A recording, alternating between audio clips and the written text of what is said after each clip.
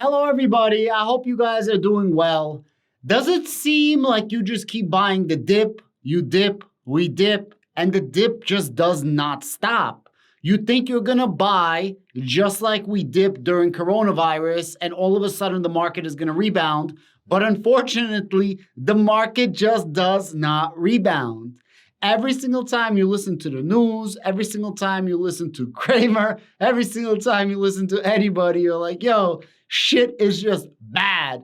And it's going from bad to worse to terrible. And there's literally no end in sight.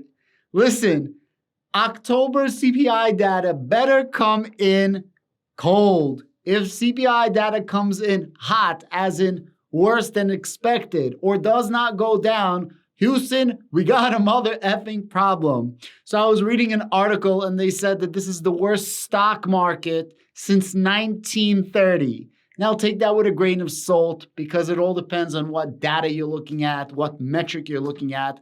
But I thought it was a really cool article and it just talks about, you're buying the dip and there's no recovery in sight. What do you keep doing? So I want to read the article really fast. The article says, buying the stock market dip is backfiring. Investors keep piling in anyways. Share prices continue to plunge, denting a strategy that soared in popularity over the past decade.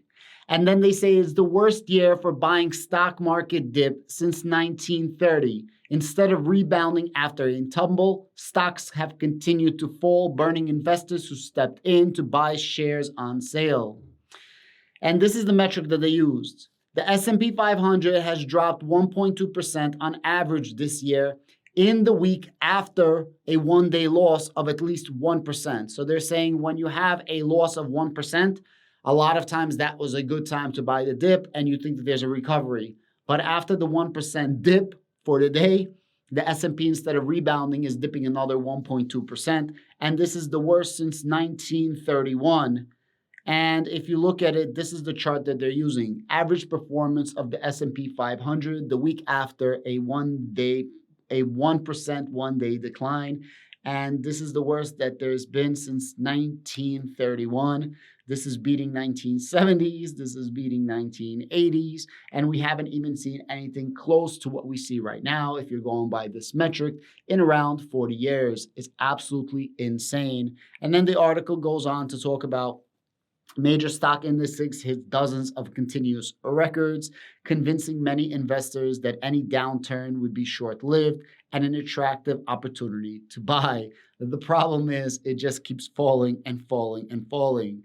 The trade has backfired during the months-long downturn that has dragged the S&P 500 down 23% so far in 2022, on track for the biggest annual decline since 2008. Besides for that, Treasury bonds are going through the roof. The 10 years like at 4%. So the question is, why would people invest in the stock market when you can pretty much get a guaranteed 4% return on your money? The S&P 500 is down over 20%, and the NASDAQ is close to 30%. Check this out. This is the NASDAQ, nearly 28% for 1 year. If you go for the 6 months, we're still down 22%.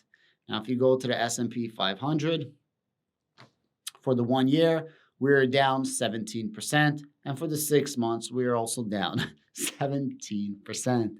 It just seems that no matter what you do, the market keeps going lower and lower and lower. And the craziest thing is you really don't know what to do. Is the market going to stop going down or is the market going to recover? And the thing is, there's going to be an earnings recession right now. What does that exactly mean?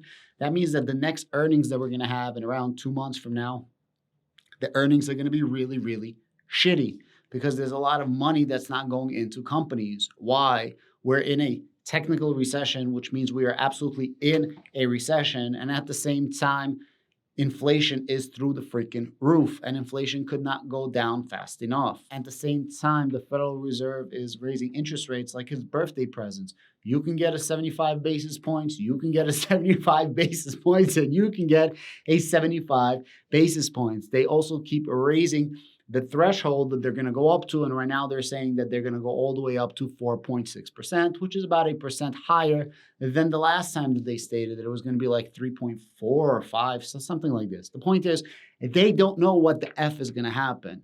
Nobody knows what's going to happen with the economy. And then when you talk to people, suppliers, producers, and people in different industries that have to buy goods and services, they're saying that in general, prices are going down. But you don't see this in everyday economy. You don't see this for the everyday average American. So what the hell is happening? I honestly think that prices are going down, but the problem is people get super, super greedy. So when you're a business, now that you're charging these prices, let's say the prices went up 100%. You might lower the prices 20%, even though your supplier is charging you 80% less. So instead of dropping the price 80%, and now you're just 20% inflated from where it was a year ago, you're going to drop the price 20%. Meanwhile, you're paying 80% less. So you're charging the client 80% inflation rate. Meanwhile, you as the producer, you as the business, is only getting charged a 20% inflation rate, for example. And this is kind of what's happening in the economy. At least this is what I think is happening in the economy. I don't know when this thing ends. I don't know if it's good to sell. I don't know if it's good to buy. But I do know, for me personally, unless you need the money, selling is probably not the best option. The best possible option you could do is DCA, dollar cost average. The problem is everything is so beat up right now. Unless you need the money and you sell, you're probably selling close to a low point. And if you're not selling at the low point, it is going to be extremely hard for you to time the market. As the NASDAQ is already down, like I said, 27%, how much lower can it go? Can it go down 40%? Yeah. Can it go down 50%? Yeah. But can it also recover strongly from here? Absolutely. And you don't really know what the heck is going to happen. Guys, this video is not to give you any crazy answers. This video is not to give you the magic trick. This video is just to talk off of my chest. I thought it was a really, really cool article, and I had the inclination to make a video based on that article. Do me a favor, guys. I really want to get to know you guys a little bit better.